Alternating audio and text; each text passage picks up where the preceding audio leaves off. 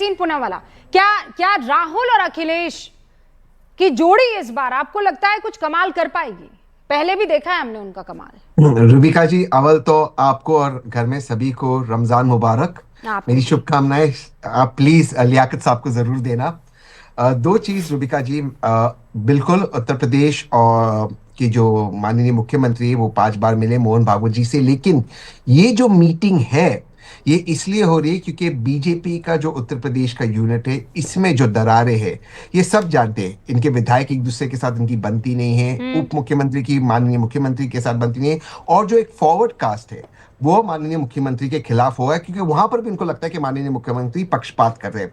इसलिए बिना आरएसएस के माननीय मुख्यमंत्री दोबारा से चुनाव जीत नहीं सकते, और ये वही कोशिश चल रही है कि सब कुछ साथ में लेकर चुनाव जीता जाए। दूसरी एक चीज जो अटकलें दिल्ली में लगाई जाती, कितने सच है कितने झूठे, ये हर्षवर्धन जी ही बता सकते, क्योंकि हर्षवर्धन जी से ज्यादा दिल्ली की खबर और कोई लगता नहीं है। लेकिन जो एक बीजेपी की सेंट्रल लीडरशिप में और स्टेट लीडरशिप में, उत्तर प्रदेश की लीडरशिप में एक थोड़ा सा डिफरेंसेस है, जिसका नुकसान उनको 2024 के चुनाव में हुआ, शायद उसके कारण भी माननीय मुख्यमंत्री मिलना चाहते हैं।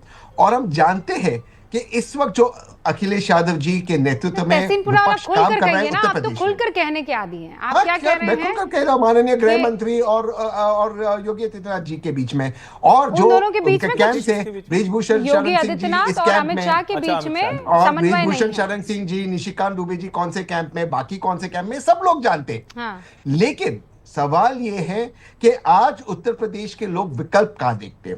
वो विकल्प देखते हैं विपक्ष में, जो अखिलेश यादव जी और सपा की भूमिका में बाकी की विपक्षी पार्टियां बसपा को छोड़कर कर रहे हैं, उनके नेतृत्व में आज आप देख लीजिए कि माननीय अखिलेश यादव जी के नेतृत्व में विपक्ष और इंडिया अलायंस उत्तर प्रदेश का चुनाव अगले साल जीतेगा। ये तो आपने महाराष्ट्र में भी बोला था, हाँ, वो मैंने आप ही का पोल, करेक्ट, मैंने हरियाणा में तो एकदम आपने जो अपनी छाती फाड़ दी थी। हाँ, मैंने एग्जिट पोल रिजल्ट दिखा दिए थे, गलत हो गया था। करेक्ट, बट एग्जिट पोल यहीं पर आया था, यहीं पर आया था एग्जिट पोल, इसलिए अब मैं एग्जिट पोल के पहले कह रहा हूँ, ओपिनियन पोल दे रहा हूँ। एग्जिट पोल के बेसिस पे कहा था, वो यहाँ गलत हो गया था। मतलब आप कह रहे हैं इस बार राहुल गांधी और अखिलेश जी मिलकर योगी आदित्यनाथ को जीतने का कोई मौका ही नहीं देने वाले हैं। No chance. एक बड़ी रोचक लाइन मुझे समझ में आ रही है। तहसीन भाई भी कह रहे हैं कि अमित शाह और योगी जी में झगड़ा है इसलिए गड़बड़ हो जाएगा भाजपा का। अनुराग भदौरिया भी कह रहे हैं कि दिल्ली लखनऊ का झगड़ा है या मुख्यमंत्री उप मुख्यमंत्री का। यानी इन लोगों को लगता है कि अगर भाजपा ने ये झगड़े नहीं हुए तो फिर तो इनका कोई चांस नहीं है। इतनी देर से डिबेट में सोचा था कहीं तो ये आएंगे कि नहीं हमारी ताकत है, हम हरा देंगे योगी जी को, ना ये आपस में लड़ गए तो हार जाएंगे। तो ये तो मतलब पब्लिक भी ये सुन रही होगा। और आपने एक बड़ा रोचक कह दिया कि फॉरवर्ड क्लास योगी जी से नाराज है। क्यों नाराज होगा भाई? कोई वजह तो नहीं है। यूजीसी हुआ, बहुत सारी चीजें हुई, जिस तरह से शंकराचार्य पर जो अत्याचार हुआ वो सबकी वजह से एक माहौल बन चुका है उत्तर प्रदेश के अंदर। और ऐसा कोई वर्ग नहीं है जो आज माननीय मुख्यमंत्री के साथ है, सिवाय एक पर्टिकुलर वर्ग छोड़ते, बाकी सारे वर्ग उनसे नाराज है, परेशान है, यहां तक कि महिलाएं भी। आप इस चीज को नोट कीजिए।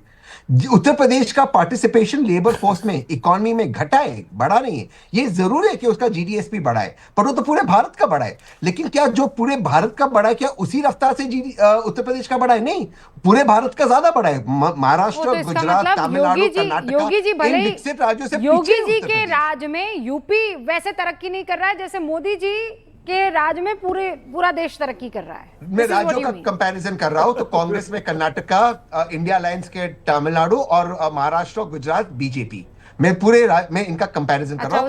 ये जरूर है कि जीडीएसपी और जीएसटी कलेक्शन बढ़ा है उत्तर प्रदेश का, लेकिन जीएसटी कोई आंकड़ा नहीं होता है। ओके, प्रोग्रेस देखिए। तोहिन जी जल्दी से इस पर जवाब दीजिए, उसके बाद इकोनॉमी का साइज तो होता है ना तहसीन भाई। देखिए तहसीन मेरे मित्र हैं, लेकिन वो ना जब पॉलिटिकल कमेंट्री देते हैं तो एआई मॉडल फॉलो करते हैं। तो पुणे और मुंबई में बैठकर उनको लगता है कि सारे पूरे देश के हर गांव के बारे में उनको पता है। आपको पता है मुख्यमंत्री योगी जी की सबसे बड़ी अचीवमेंट क्या है? जापानीज एंसेफेलाइटिस, जो सैकड़ों बच्चों की जान लेती थी गोरखपुर के क्षेत्र में, पिछले 9 वर्षों में पूरी तरह से इराडिकेट हो गई। तो गांव गांव में जो का प्रभाव है, जो उन्होंने गरीबी हटाने के लिए किया है, और मतलब वो एक अलग जो आज अभी हर्षवर्धन जी कह रहे थे, बुंदेलखंड के क्षेत्र, बुंदेलखंड के क्षेत्र। आप बुंदेलखंड भी कल वो बुंदेलखंड कपास वाला कापस कर रहे हैं। हाँ वो वायरल हो गया जब गलती बड़े से। स्तर पर तो अब हाईवे तो इनका वायरल बुंदेलखंड करेंगे। बुंदेलखंड कुल मिलाकर कम से कम 1000 किलोमीटर से ऊपर का जो है केबल हाईवेज उत्तर प्रदेश की सरकार के द्वारा है, और बुंदेलखंड के क्षेत्र में विशेष इसका प्रभाव रहा है, गांव गांव जुड़े हैं। अरे तुहिन जी ये तो हम भी पढ़ के बता देंगे, हमारे पास भी आंकड़े हैं। आप वो अंदर वाली बात बताइए ना जिसकी तरफ तहसीन इशारा कर रहे हैं कि ये दिल्ली में और यूपी में समन्वय नहीं है। मैं तो और नाम लेकर क्या इसीलिए समन्वय बार-बार- नहीं है? मैं आपसे और पूछता इसीलिए हूं। बार बार मुलाकातें हो रही है मोहन भागवत जी से, और ये बताने की कोशिश हो रही है कि अगर आप साथ नहीं आए तो गड़बड़ हो जाएगी। नहीं देखिए वो बताइए रुबिका ना जी, आपने भी 2 दशक से राजनीति को फॉलो किया है। महत्वाकांक्षा के बगैर जो है राजनीति नहीं होती। इसका यह अर्थ थोड़े है कि दो लोग का स्वभाव अगर अलग है तो आपस में भिड़ जाएंगे। भिड़ंत अगर हो रहा है तो कर्नाटक में हो रहा है, भिड़ंत अगर हो रहा है तो असम में हो रहा है और पंजाब में हो रहा है। महत्वाकांक्षाएं तो हर जगह होती है, स्वभाव हर जगह अलग होता है। तो इसका अर्थ ये नहीं, देश हित और राज्य के हित में पूरी तरह से समन्वय है अनुराग जी, दिल्ली और उत्तर प्रदेश में। ओके, हमारे साथ अवनीजेश अवस्थी जी भी जुड़े हुए हैं। अवनीजेश जी ये बताइए ना, ये संघ और अरे नहीं अभी एक सेकंड नहीं है, नहीं बिल्कुल नहीं है, अभी रुकिए। संघ की मुलाकात हो रही है योगी आदित्यनाथ से, रुकिए तो अभी रुकिए तो रुकिए ना, बीजेपी से भी बड़ी पार्टी है उत्तर प्रदेश के अंदर में लोकसभा में, और आप कह रहे हो हमें नहीं मौका देंगे। हम तो और जहां आपके आते नहीं पते नहीं वहां भी मैं आपको मौका दे देती हूँ। अनुराग जी आज ये मत बताइए आप कि यूपी में आए तो हम सबसे बड़ी पार्टी है। जहां आपकी पार्टी का नामो निशान नहीं उसमें भी आपको डिबेट में बिठा कर मैं 10-15 मिनट डिबेट कर जाती हूँ आपसे। हो गया टाइम का कि अनुराग जी 3-4 महीना आ ही ना पाएंगे। हाँ, फिर इस लिहाज से तो गड़बड़ हो जाएगी, फिर कहीं आपको सबैटिकल लेना पड़ जाएगा कई ऐसे मुद्दों पर। तो बंगाल तक में बिठाती हूँ मैं आपको। मैं कह रहा हूँ दिल है उत्तर प्रदेश पूरे देश का। अब रुक जाइए एक सेकेंड अवनीजेश अवस्थी जी, ये बार बार मुलाकातें क्यों? योगी आदित्यनाथ और मोहन भागवत जी की मुलाकात इससे क्या? क्योंकि भाई हमको भी पता है कि 2024 के लोकसभा चुनावों में सब कुछ ट्रैक पर नहीं था, संघ उतना मजबूती से मैदान पर नहीं था और उसका खामियाजा भुगतना पड़ा। इस बार किसी तरह की कोई, वो जिसे कहते हैं ना, कोई स्टोन अनटर्न नहीं छोड़ना चाहते हैं, क्योंकि अब तो 10 साल की एंटी इनकम्बेंसी भी होगी। रुबिका जी, पहली बात तो यह है कि अभी ये एंटी इनकम्बेंसी शब्द जो है ना, ये पिछले चुनावों को देखते हुए अब इस पर नए तरह से पुनर्विचार करना चाहिए। हरियाणा में नहीं हुई, तीसरी बार सरकार बन रही, मध्य प्रदेश, गुजरात, उत्तराखंड, यहां पर कहां एंटी इनकम्बेंसी? बिहार, कहां एंटी इनकम्बेंसी? एंटी इनकम्बेंसी अब सिर्फ कुछ वो लोग जो सुनामी हरियाणा में देख रहे थे, लहर से लेकर सुनामी तक पहुंच गए थे, सलीम साहब, वो उनके लिए है सिर्फ एंटी इनकम्बेंसी शब्द। नहीं, पर अवनीजेश जी वहां पर इतना बड़ा चेहरा भी नहीं था विपक्ष के तौर पर। मुझे आज भी लगता है कि अखिलेश यादव एक बड़ा चेहरा है, मजबूती से। आपको क्या लगता है कि 2024 के चुनावों में ये जो सबसे बड़ी पार्टी इतरा रहे हैं, मतलब ये चैलेंज तो है ही ना, इसको थोड़ी दरकिनार।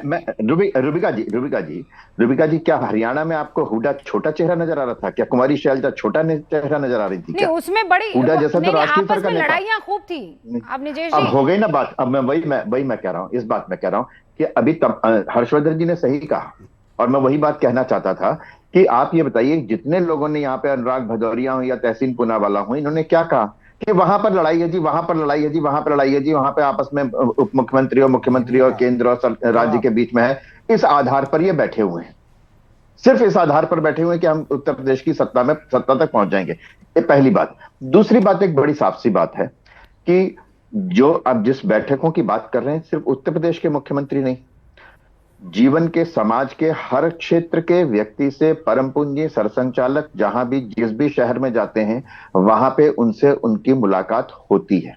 बाकायदा एक संपर्क विभाग है संघ का, जिसका कार्य यह है कि जो समाज के ऐसे लोग हैं जो अपने अपने क्षेत्र में किसी शिखर पर हैं, उनसे संघ के सरसंचालक या संघ के अन्य पदाधिकारियों की बैठक हो। तो ये कोई नई बात नहीं है, पहली बात। दूसरी बात, अखिलेश यादव और समाजवादी पार्टी और कांग्रेस ने जिस तरीके से कहा ना कि अयोध्या में हार गए, ये बात उसके बाद जितने चुनाव हुए, हर चुनाव में भारत की जनता ने उसका जवाब इनको दिया है, और वो जवाब इस बार पूरा उत्तर प्रदेश देने वाला है।